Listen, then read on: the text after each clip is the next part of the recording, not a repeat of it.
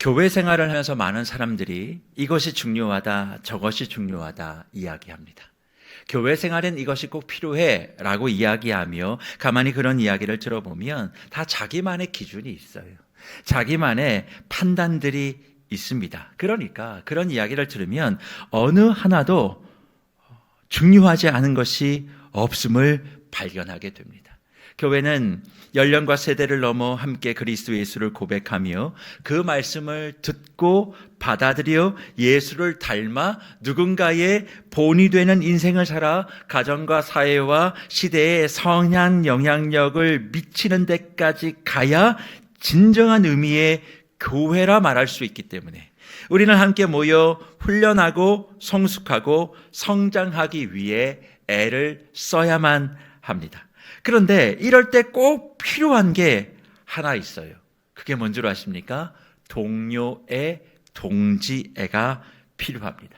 너만이 아니라 나만이 아니라 우리가 함께 하나님의 나라 회복을 위하여 부름받았기에 서로 격려하고 서로 응원하는 동지애, 곧 교제함이 필요하고 이것이 지금 시대에 더욱 필요함을 우리는 느끼고 있습니다. 그래서 목회 데이터 연구소에서 2024년 3월에 전국 30세에서 49세 사이의 기독신앙인 남녀 1000명을 대상으로 조사를 한 것이 있는데 교회에 당신이 남아있는 가장 중요한 원인이 무엇입니까? 라고 질문했을 때 그 성도님들은 무엇을 가장 1순위로 이야기했을까요? 우리는 생각했을 때 목사의 설교 은혜다라고 이야기할 것 같은데 그렇게 답하지 않습니다. 1위는 뭐냐면 교인 간의 진정성 있는 교제와 나눔 때문에 내가 이 교회에 남아있다 응답을 합니다.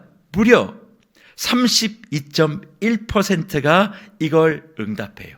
그리고 난 다음에 2위가 목사의 설교가 좋아서라고 28.4%가 응답을 하고 그리고 자녀 교육의 프로그램이 잘 되어 있어서가 3위인 22.5% 그리고 4위가 교회가 사회적 책임을 잘 수행하고 있어 내가 이 교회에 있다라고 15.7%가 응답을 합니다. 다시 말해 이전 세대는 목회자의 설교나 카리스마를 보고 교회를 선택했다면 지금의 세대는 내가 이 공동체 안에서 환대를 받고 있고 자신의 속내를 털어놓을 수 있는 그 한 사람이 있는가를 가장 중요하게 여긴다는 거죠. 그래서 지금의 교회가 교회됨에 있어서 가장 중요한 요소가 이제는 교제, 곧 코이노니아라고 부르는 이 요소인 것을 부인할 수 없습니다. 그런데 이것이 비단 3040 세대만 그런가? 아닙니다.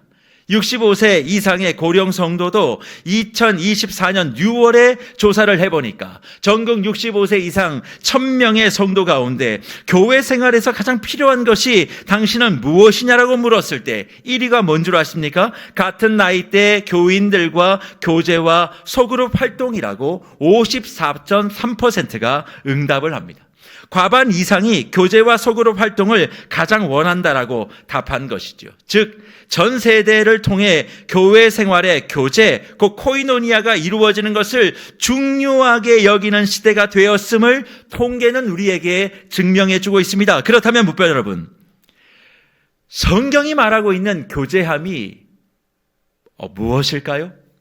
이 교제가 중요하다는 이야기는 우리가 교회 생활하면 할수록 매번 듣는 이야기입니다. 교제해야 돼, 교제해야 돼. 교제 좀 하십시오, 교제 좀 하십시오.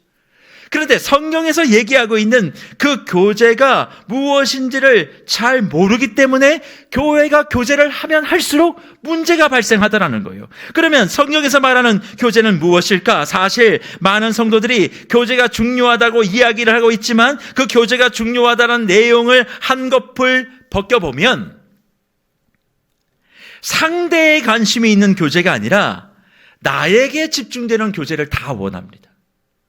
남이 어떻게 되든 내가 지금 어떻게 받아들여지는가가 중요한 교제를 다 원해요. 저 사람이 나를 어떻게 대하고 저 사람이 내 말을 어떻게 들어주며 저 사람이 나를 어떻게 보는가에 관심이 많은 교제를 원합니다. 그래서 상대가 나를 어떻게 대하는가에 따라서 교제의 깊고 얇음이 결정되는 현실이 우리가 지금 살고 있는 이 교회 공간 안에서 우리가 생각하는 교제의 기본적인 패턴입니다. 그러니 이런 교제를 하면 할수록 어떤 일이 벌어지는 줄 아십니까? 자기 중심적 관계가 맺어지겠죠.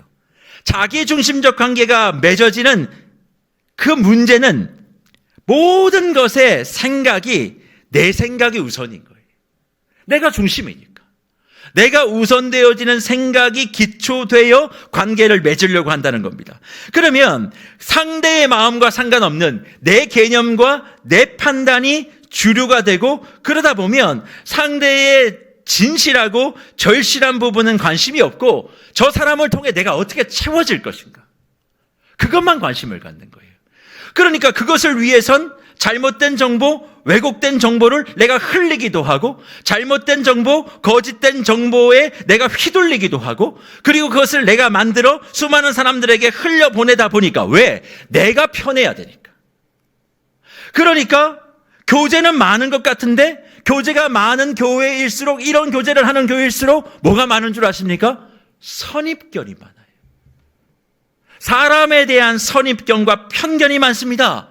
뒷말도 무성하게 되어지고, 그런 교제가 되면 될수록 확인할 수 없는 무성한 잡음만이 가득하게 되어지는, 그러니까 교제를 한다고는 하는데 쉽게 판단하고 정죄하는 일들이 교회라는 명패를 붙이지만 실상은 종교라는 단체 속에 속한 성도라고 부를 뿐 세상 사람과 전혀 다를 게 없는 사람들이 다시 이 교회라는 공간에 헤쳐 모여 하고 있는 일이 그런 일들입니다.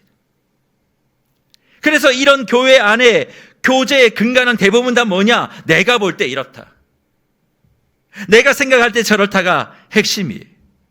그러니까 그렇게 생각하는 사람들이 모여서 보이는 모양새가 어떤 것인가? 초록은 동색이잖아요. 그러니까 그런 사람들만 모이게 되니까 친할수록 더 파괴적이고 왜곡된 정보를 공유하고, 자기와 생각이 잘 맞는 사람과 만나 손뼉을 치고 웃어야 그게 좋은 교제라고 착각합니다.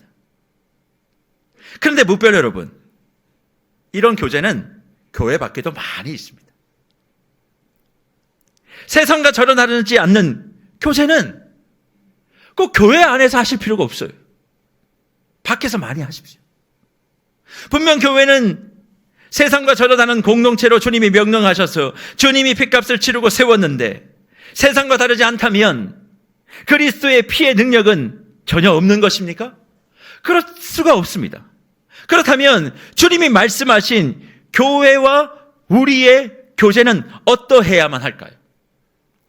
데살로니가에서 쫓겨난 바울은 실라와 디모데를 데리고 베리아로 내려갑니다. 그리고 거기에 실라와 디모데를 두고 바울은 아테네로 이동하고, 이후에 그 둘을 다시 아테네로 부릅니다. 그리고 바울은 다시 고린도 사역을 하기 위해 지역을 이동하는데, 그때에 디모데에게 데살로니가 교회로 가서 그것을 좀 살펴달라고, 상황이 어떠한지를 파악해달라고 요청을 합니다. 고린도에서 바울이 1년 6개월 정도 사역을 하니까 그 사이에 디모데가 데살로니가 교회의 형제 자매들을 살피고 그들의 형편을 확인하여 바울에게 소식을 전달한 것이죠. 그 말씀이 데살로니가 전서 3장 5절과 6절의 말씀인데, 이 말씀 속에 성경이 말하는 진짜 교제의 두 가지가 들어있어요. 그 말씀이 이 말씀이죠. 이러므로 나도 참다 못하여 너희 믿음을 알기 위하여 그를 보내었노니, 이는 혹시 시험하는 자가 너희를 시험하여 우리 수고를 헛되게 할까 함이니, 지금은 디모데가 너희에게로부터 와서 너희 믿음과 사랑의 기쁜 소식을 우리에게 전하고, 또 너희가 항상 우리를 잘 생각하여 우리가 너희를 간절히 보고자 함과 같이 너희도 우리를 간절히 보고자 한다 하니 라고 기록하고 있습니다. 무별 여러분, 진정한 교제의 첫 번째를 오늘 본문은 믿음과 사랑이라고 말씀하고 있어요. 바울은 지금 데살로니가 사람들이 어떤 사람이고 얼마나 잘 살고 그의 집안이 어떻게 되어가고 자녀가 뭐가 되었고 사업은 어떻고 직장 생활에 어려움은 없고 요즘 그 사람이 잘 가는 핫플레이스와 맛집이 무엇이며 무엇을 요즘 구매하고 있고 어디에서 그것을 샀으며 최근 어디에 여행을 다녀왔고 앞으로 어디에 갈 것인가에 대해서는 관심을 가지지 않습니다. 그의 관심은 데살로니가 형제 자매들이 진리 위에 믿음과 사랑이 지금 어떤 상태였냐고. 이것이 교제의 근본이 되지 않으면 세상에서의 친교와 다를 것이 없다. 성경은 우리에게 말씀하고 있습니다. 생각해 보십시오. 말씀이 제시하는 교제는 주 안에서 얼마나 그 사람이 그리고 내가 믿음과 사랑 안에서 굳건하게 서 있는가 하는 것이지 그 사람이 무엇을 먹고 내가 무엇을 했다가 교제의 핵심이 아니라 말씀하고 있어요. 내가 무엇을 입고 무엇을 먹었고 무엇을 했다는 것은 세상 관계에서도 어느 정도 친하면 그리고 친하지 않아도 나눌 수 있는 정도의 내용인데 우리는 그 내용을 교제 안에 교회 안에 가지고 들어와 그것을 하면 교제라고 생각합니다. 좋은 데 가서 그냥 밥 먹고 일주일 동안 어떻게 살았어? 야, 이번에 이런 게 있더라고. 그런 이야기를 많이 하면 교제했다 그렇게 생각하지만 성경은 그게 교제가 아니라 말씀하고 있습니다. 바울이 데살로니가 형제자매의 일상이 너무 궁금해서 참지 못해 디모데를 보낸 것이 아니라 일상이 궁금한 게 아니에요. 디모데를 보낸 것은 그들이 정말 주 안에서 나누었던 말씀과 진리와 사랑과 믿음으로 지금도 굳건하게 서 있는가 이것이 너무너무 궁금해서 짧은 시간 그들과 함께 했던 그런 교제를 진짜 교제의 기쁨을 잊을 수 없어서 얼굴을 마주하고 확인하고 싶지만 내가 돌아가면 무슨 일이 벌어집니까? 야손과 함께 했던 그 사람들이 보증 섰잖아요. 돌아가면 자기 재산 다 몰수할 거라고. 그러니까 돌아가지 못하니 디모데를 메신저로 삼아 그들의 믿음과 사랑을 확인하고 싶은 것, 이게 교제의 출발이라 우리에게 말씀하고 있습니다. 그러니 사랑하는 묵별 여러분, 교제는요 그냥 단순히 사람을 만나는 게 아닙니다. 만나서 커피 한 잔 마시고 식사 한번 하고 이런저런 얘기하고 같이 놀고 여행 다니고 그럼 교제했어 라고 성경이 말씀하느냐? 그게 아니에요. 그러면 교제의 출발은 무엇인가? 다른 것이 아니라 그 사람이 생각과 그리고 믿음과 그 사람의 신앙에 변화가 있었는 거예요. 그걸 확인하는 것이 목적이어야 교제가 시작된다. 그 사람의 변화, 나의 성숙, 너의 성장, 우리의 하나님 앞에서의 새롭게 되어짐이 확인되어지는 순간이 교제여야 하나님이 말씀하시는 그 교제가 시작된다는 겁니다. 여러분이 누군가와 성도님들과 함께 커피를 마실 때 그 사람의 변화된 것이 목적이 되기 위하여 커피 마시고 계십니까? 누구와 밥을 먹을 때 나의 변화와 나의 성장이 어떤 것인지를 보여주는 목적이 되기 위하여 그 자리에 나가고 계세요? 아니잖아요. 하고 싶은 얘기, 못했던 얘기, 그거 막 풀고 싶어서. 그러면 우리는 그걸 교제했다고 얘기하지만 성경은 그걸 교제라고 이야기하지 않는 거예요. 그러니까 자꾸 정보만을 교환하게 되어지니까 왜곡된 것이 많고 왜곡된 것이 많으면 많을수록 와전되기 때문에 교회가 많이 만나는데 교제가 많이 있는데 점점 더 혼란스러워지는 이유가 바로 여기에 있는 것입니다. 그래서 묵별 여러분, 교제함의 핵심은 인격적 소통이에요. 그 인격적 소통이라는 게 뭐냐? 내 마음을 풀어주는 게 아니라 내 안에 영혼이 서로 소통되어 서로의 성장을 확인하는 시간이 교제여야 한다는 것입니다. 그래서 교제는 얼굴과 얼굴을 맞이하는 것이 핵심입니다. 다시 말해 온라인상의 소통은 진짜 교제가 아니라는 거죠. 대면하여 교제하는 이유가 왜 필요합니까? 진짜 이 사람이 믿음 가운데 사랑 가운데 성장했는가를 확인하려면 눈과 눈을 맞추어 영혼과 영혼이 맞다. 그 서로 이야기하게 될 때. 왜요? 전화로 이야기하면요 자신의 눈빛을 속일 수 있습니다. 그러니 그 사람이 정말 믿음 안에 사랑 안에서 성장하고 있는가가 확인되어지고 내가 그렇게 자라가고 있음을 보여주는 것이 교제의 목적이고 출발인데, 모두가 다 그런 목적은 생각하지 않고 내가 그냥 친하고 이런 이야기를 나누고 싶고 그렇게 되어지면 그게 교제라고 생각하기에 이야기하다가 잘못된 얘기들이 전파돼요. 그러니까 교회가 혼론 속에 빠지는 것 아닙니까? 물론 오늘 본문을 보면서 이렇게 생각하는 분도 있을 수 있습니다. 목사님, 시대가 좀 옛날이니까 그렇지, 바울도 결국 자기가 갈 수 없는 한계를 극복하기 위해서 메신저를 사용한 것 아닙니까? 지금으로 따지면 그 디모데가 인그램과 같은 것이죠. 라인과 같은 것이죠. 카톡과 같은 것이죠. 그러니 뭐 그것도 다 인격적인 교제가 아니라고 얘기할 수 있겠네요? 라고 말씀할 수 있겠지만, 디모데가 바울에게 전달한 내용이 무엇입니까? 데살로니가 교회 형제 자매들이 요즘 얼마나 모인다더라, 헌금이 얼마나 모였다더라, 그런 이야기들이 아니었습니다. 이번에 이런저런 사역을 한다더라, 그랬더니 그게 문제가 좀 있다더라, 그런 이야기를 전하지 않고 그 교회의 성도들의 믿음이 어떻고 사랑이 어땠는지를 바울에게 전달해요. 사실 데살로니가 교회에 대해서 지금 설교를 하면서 이야기를 들으면, 야, 데살로니가 교회는 완벽하겠다라고 생각하시는 분들이 있을 수 있다 생각합니다. 하지만 데살로니가 교회가 완벽했다라고 생각하시면 안 됩니다. 왜요? 이 땅의 어느 교회도 완벽하고 완전할 수 없기 때문에 그래요. 교회가 완전하고 완벽하다라고 기대하는 것은 착각이고 교만입니다. 왜 그게 불가능하냐? 늘 말씀드리지만 이 교회가 완전할 수 없는 이유가 있어요. 왜 그런 줄 아십니까? 제가 이 교회에 있기 때문에 이 교회는 완전할 수 없습니다. 완전하지 아니하는 내가 이 교회에 있는데 어떻게 이 교회가 완전할 수 있습니까?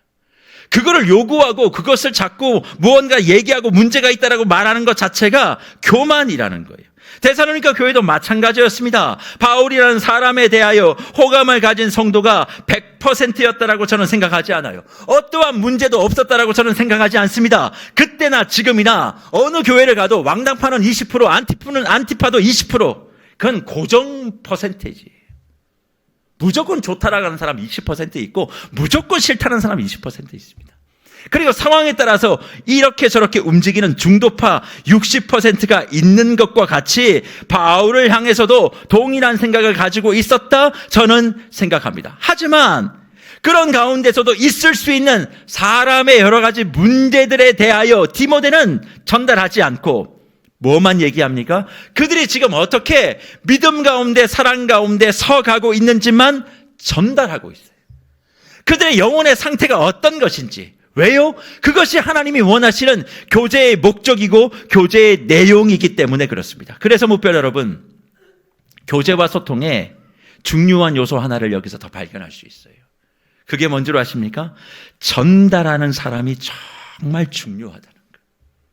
사람과 사람 사이에 어떤 사실과 내용을 전달하는 사람이 너무나 중요하다는 것을 우리가 확인할 수 있습니다. 누군가의 부족함만 전달하면 그 사람이 왜곡되어지죠. 그러면요, 진정한 교제가 이루어질 수가 없어요. 하나님이 원하시는 진정한 교제를 하려면 정말 그 사람에 대한 부족함이 있어도 그 부족함을 사용하시는 하나님이 전달돼야 되는데, 우린 대부분 뭐예요? 부족하지만 그 부족함을 사용하는 하나님은 전달 하나도 하지 않고 그 부족함만 전달합니다. 전달의 모든 내용이 부족해요. 어려워요. 하지만 그 부족함을 통해서 일하시는 하나님을 전달하는 것이 인격적 신앙의 소통인데, 우리는 그 하나님은 다 빼버리고 그 사람 이상하지 않아. 왜 이번에 그렇게 했대? 지난번에 할 땐 이렇게 해도 좋더만. 사람이 바뀌어서 그래, 사람이. 이전 사람이 더 좋았는데. 그렇게 얘기하며 그 사람을 잘못 만들어버리는 거예요. 그러면 그 얘기를 듣는 사람은 색안경을 끼고 그 사람을 바라보게 되어지니까 어떤 일이 벌어집니까? 인격적 소통이 이루어질 수가 없는 것이죠. 그러니까 중간에서 무언가 이야기를 전달하는 그 사람이 제대로 해야 되는데 그걸 하지 못하며 부족함만 이야기하는 사람들, 교회 안에 어떤 사람들입니까? 결국 하나님의 진정한 교회와 하나님의 사역을 방해하는 가장 위험한 사단 나라의 스파이들입니다. 하나님의 형상과 하나님의 일하심을 믿지 못하고 그 사람의 부족한 것만 콕 집어 확대 재생산하는 사람들, 사단 나라의 스파이들이 교회 안에 많아요.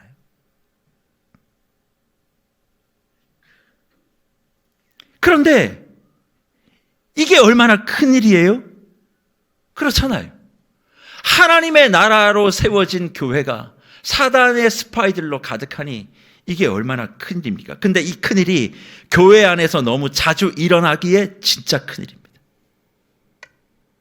하지만 디모데가 지혜롭게 잘 전달하여 바울과 데살로니가 형제 자매들의 인격적 소통의 끈을 잘 연결하니까 어떤 유익을 바울이 고백합니까? 오늘 본문 7절과 8절에 이렇게 고백합니다. 이러므로 형제들아, 우리가 모든 궁핍과 환난 가운데서 너희 믿음으로 말미암아 너희에게 위로를 받았노라. 그러므로 너희가 주 안에 굳게 선즉 우리가 이제는 살리라 기록합니다. 무별 여러분, 이것이 진짜 교제를 시작한 사람이 누리는 축복임을 바울은 우리에게 증언합니다. 그게 뭡니까? 이제는 살겠다는 거예요. 내가 진짜 믿음 안에서 사랑 안에 살아가는 너희를 보니까, 너희 소식을 들으니까 위로를 받는다 말씀하고 있습니다. 사랑하는 무별 여러분, 여러분은 어떤 소식을 들을 때 살 것 같으십니까? 여러분은 어떤 이야기를 들을 때 위로를 받으십니까? 내가 투자한 주식이 몇 % 올랐다는 소식을 들을 때 살 것 같으십니까? 내가 미워한 그 사람이 망했다는 소식을 들으면 위로를 받으십니까? 성경은 믿음 안에 형제 자매가 굳건하게 서고 사랑으로 변화되어 가고 있다는 소식을 들을 때 살 것 같다고, 숨통이 트일 것 같다고, 그것이 내 위로라 말하며 이것이 진정한 교제 속에 있는 사람들이 누리는 축복이라고 우리에게 말씀해주고 있습니다. 여러분, 변화되어진 그 한 사람 때문에 살 것 같다고 고백하신 적 있으십니까? 내가 성장하고 성숙한 그 모습 때문에 누군가에게 위로를 주신 적이 있어요? 그게 있어야 진짜 교제라 우리에게 말씀합니다. 밥을 아무리 먹어도, 커피를 같이 한 잔 마셔도, 어디에 같이 소풍을 가도 이런 위로와 살 것 같은 그런 마음이 느껴지지 않고, 그때는 재밌었는데 집에 돌아오면 헛헛해요, 허무해요. 그리고 이상하게 돌아오면 그때는 몰랐는데 기분 나쁜 말이 생각이 나요. 왜 그런 줄 아세요? 성경이 말하는 교제를 한 것이 아니라 세상에서 말하는 침묵하고 왔기 때문에 그래요. 서로의 성장과 변화를 통해서. 그러니까 보세요. 그 사람도 변화되고 나도 성장하고, 그러면 서로가 서로에게 뭘 주고받을까요? 위로와 축복을 주고받는 거예요. 교제는 그런 거예요. 그러니까 내가 변화되어지며 위로를 주고 그 사람이 성장함으로 위로를 받고, 그러니 그런 관계를 계속하면 할수록 어떻게 됩니까? 살 것 같은 거예요. 세상에서 사람을 만나면 죽을 것 같고 숨이 막히지만 진정으로 교회 안에서 교제라는 것을 주님의 말씀 안에 하게 되어지면 살 것 같다. 근데 이상하게 교회에 오면 사람 때문에 죽을 것 같아요. 왜 그럴까? 진정한 교제라는 것을 한 번도 생각해 본 적이 없으니까요. 어렵고 힘든 현실 속에 서로가 서로에게 지지가 되어주고 안전망이 되어주고 울타리가 되어주므로 그 속에 사랑과 믿음으로 서가는, 현실은 바뀌지 않지만 서로가 변화되고 바뀌는 그 모습을 볼 때 위로가 되고 힘이 되고 죽음에서 내가 살아나고 있음을 경험하는 것이 그리스도인들이 모인 교회의 교제의 모습입니다. 그런데 대부분은 내 말 안 들어준다고 화내고 분노하고, 나에게 불편한 준 사람을 바라보며 두고 보자 말하고, 속으로 칼을 갈고 어떻게든 그 사람이 없는 곳에서 그 사람을 폄하하고, 그 사람이 나타나면 아무 말도 못하면서 웃고 있는 그런 모임, 그런 관계, 그게 어떻게 교제일 수 있습니까? 다락방이 모였는데 험담할 것이 두려워 화장실을 못 갑니다. 그리고 나가기 전에 단돌이 합니다. 내가 없을 때 조금 전에 그 사람 얘기했던 것처럼 내 얘기하지 말라고. 이게 무슨 교회입니까? 이게 무슨 교제입니까? 그러니까 그런 모임과 그런 만남이 지속될수록 서로를 뭐 하는 거예요? 축복하고 살리고 그리고 위로하는 것이 아니라 더 망하게 만드는 거예요. 그러니 보십시오. 세상의 교제는 관심이 자기 중심이고 자기 생각과 선입견을 바탕으로 결국 자신과 같은 사람들이 모여 서로를 바라보며 위로와 안동함을 가지는 것인데, 교회는 그게 아니에요.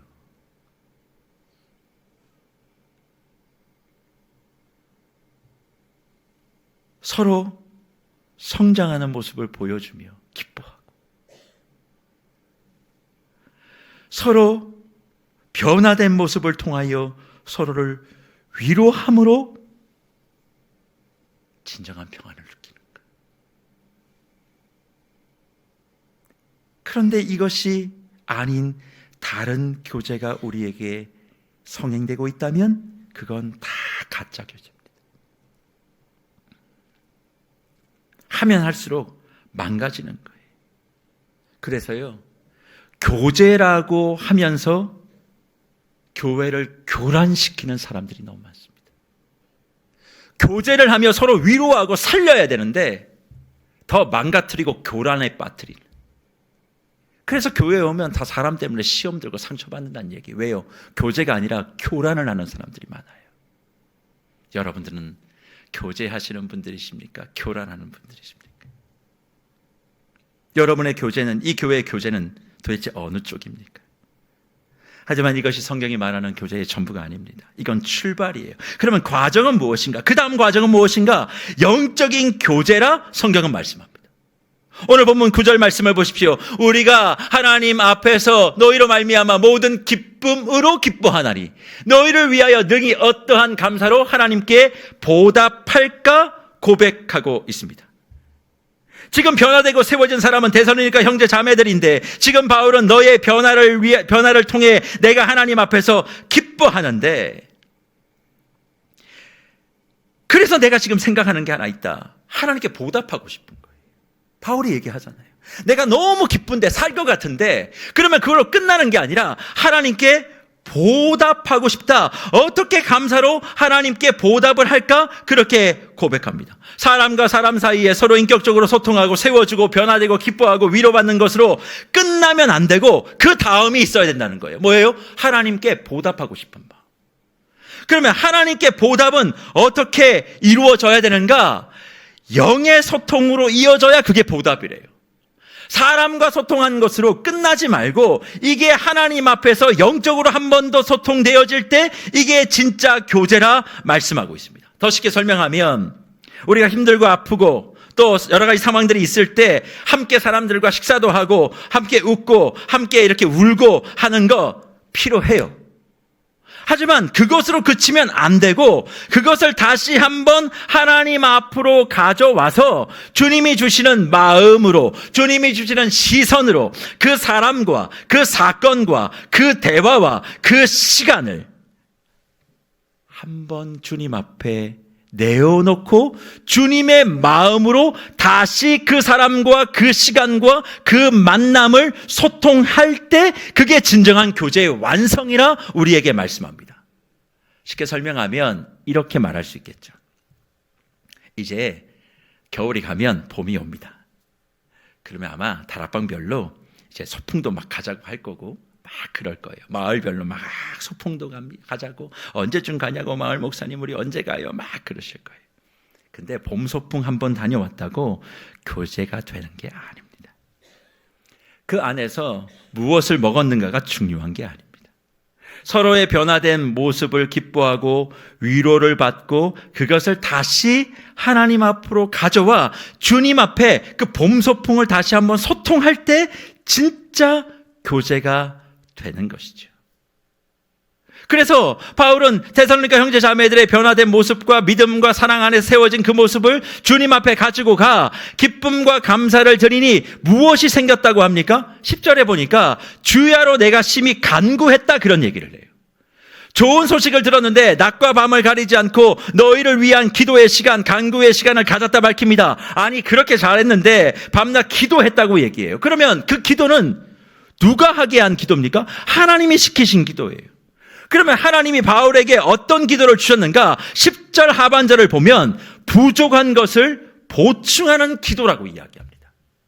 아니, 믿음과 사랑에 견고하게 서서 바울이 살림을 얻었다고 말하는데, 하나님은 데살로니가 형제 자매들의 믿음에 무엇이 부족하다고 생각해서 밤낮 기도하게 하셨다는 말일까요? 무뼈 여러분, 진짜 교제는 믿음과 사랑으로 주님 안에 제대로 서 있는가로 출발하지만 그것으로부터 끝나는 것이 아니라 하나님과의 관계, 주님과의 깊은 관계 속에 들어가 주님이 생각하는 그 기도, 주님이 생각하는 그 간구를 시행하게 될 때 진짜 교제가 완성된다고 말해요. 그러니까 아까 봄소풍 말씀드렸잖아요. 이런 거죠. 다녀오면 좋으실 겁니다. 근데 항상 갔다 오고 나면 부족한 게 있죠. 그럼 부족한 게 보이면 우리는 대부분 뭐 합니까? 전화를 시작합니다. 집사님, 오늘 음식 어땠어? 그치, 별로였지. 나도 그랬네. 나만 그런 줄 알았는데 집사님도 그랬구나. 역시 우리는 마음이 너무 잘 맞아. 왜 그런 것 같아? 그렇지, 이번에 마을장이 바뀌었지. 그럴 줄 알았어. 내가 봐봐, 처음부터 안 될 거라고 했잖아. 하는 거 봐봐, 답 딱 나오지. 그러면서 나의 부족한 부분들을 의견을 만들고 전화를 통해서 그 모자람만 지적하고 있는 거예요. 이건 인간적인 교제를 한 사람들이 하는 행위입니다. 그러면 이건 교제가 될 수 없는 거죠. 부족한 게 생겼을 때 정말 진짜 교제하며 하나님의 믿음 안에 성장하고 있는 사람, 진짜 교회라면 뭐 할까요? 전화기가 아니라 그 식사를, 그 식당을, 그 시간을 주님 앞에 나아가 기도로 간구하는 겁니다. 그러면 주님이 부족한 것들을 보게 하실 거예요. 그리고 그 보게 한 것을 뭐라고요? 이제 네가 채우라고, 네가 보충하라고, 네가 메우라고. 사람들에게 떠벌리지 말고 네가 그것을 메우기 위해 너는 무엇을 할 것인가?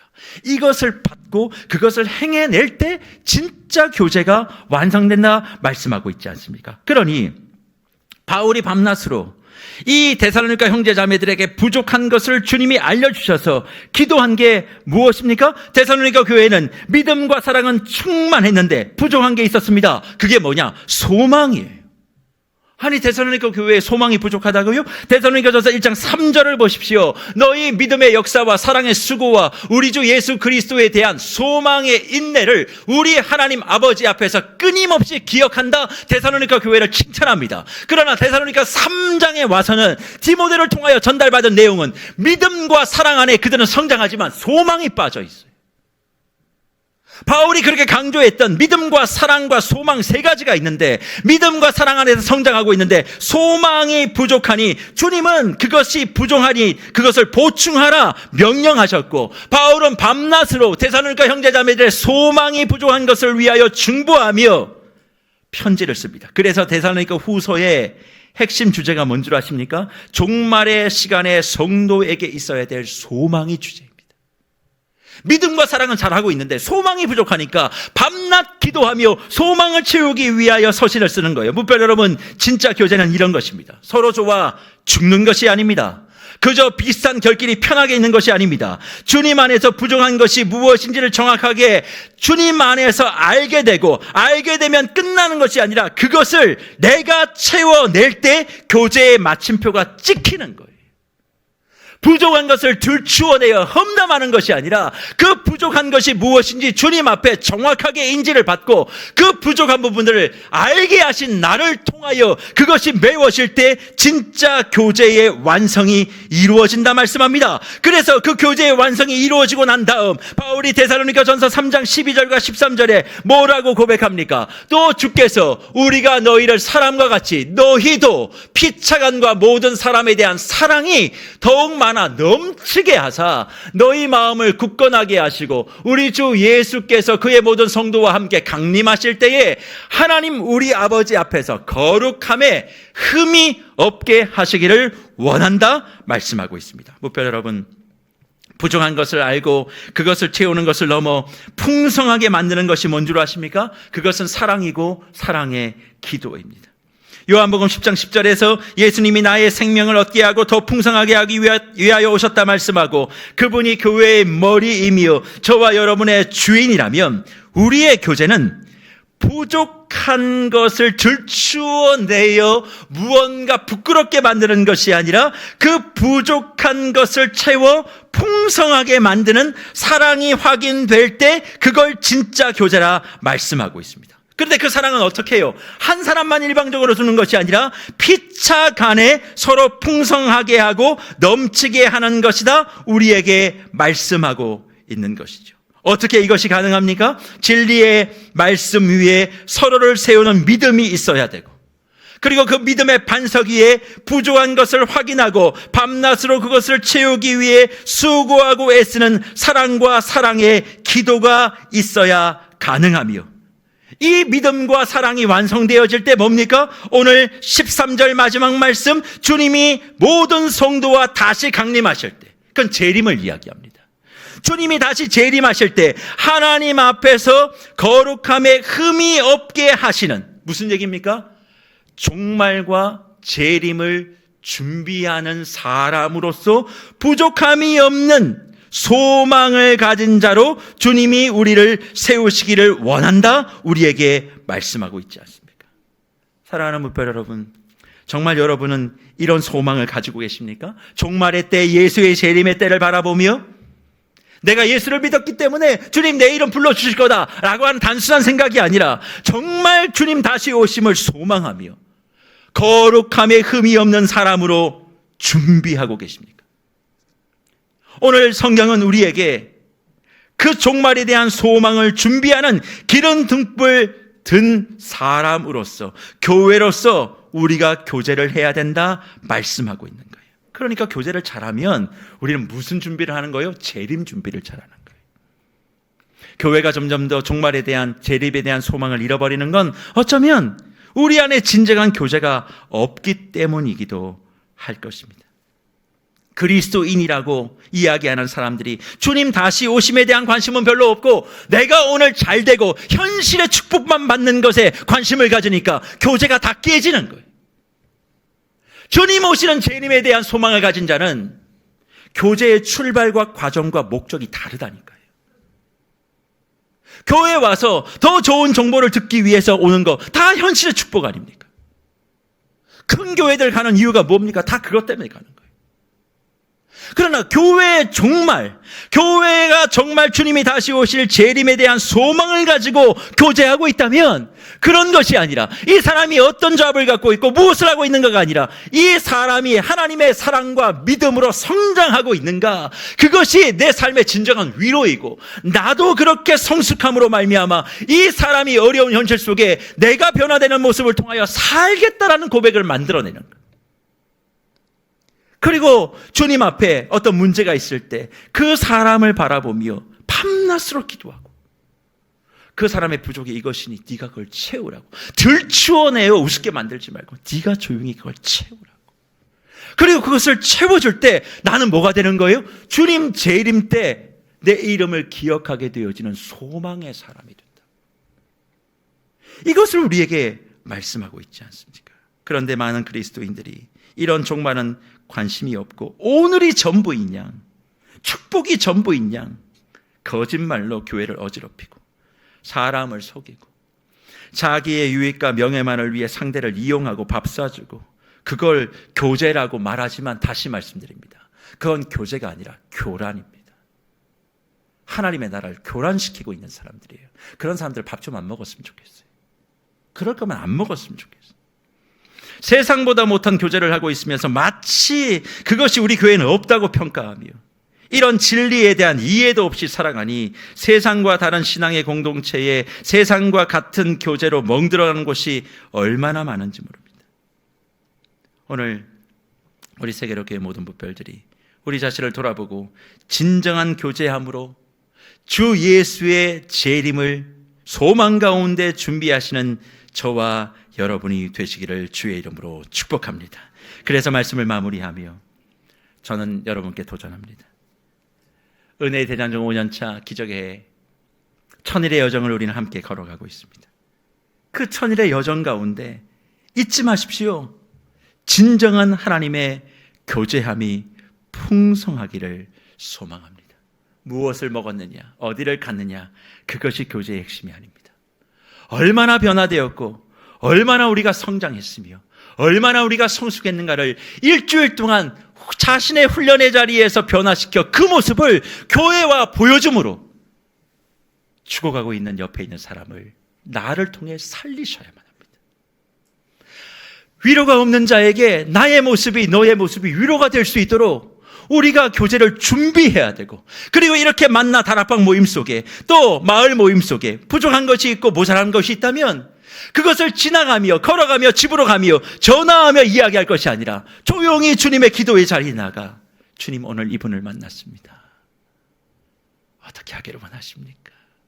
그럴 때 내가 알지 못했던, 내가 느끼지 못했던 그 부족한 부분들을 알게 하시면 밤낮으로 그 영혼을 위하여 기도하고, 내가 채울 수 있으면 그것을 채워 이 교회가 주님의 재림과 소망을 준비하는 진정한 교회로 서게 되어질 때 천일의 여정에 1000개의 기적의 열매가 맺히는 것 아니겠습니까? 그래서 이 교회가 만나면 만날수록 더 시끄러워지는 것이 아니라 만나면 만날수록 더욱더 복이 되고 위로가 되고, 내 현실의 문제가 하나로 풀리는 게 없어도 세계로 교회에 가면 거기에 성도들을 보면 내가 위로를 받고 왔다고 그렇게 이야기할 수 있는 저와 여러분들이 되셔야 되지 않겠습니까? 이번 천일의 여정, 이런 교제의 기적의 열매를 맺으시기를 소망하고 몸된 교회가 더욱더 하나님의 소망과 믿음과 사랑 안에 더욱더 성장할 수 있기를 주의 이름으로 축복합니다.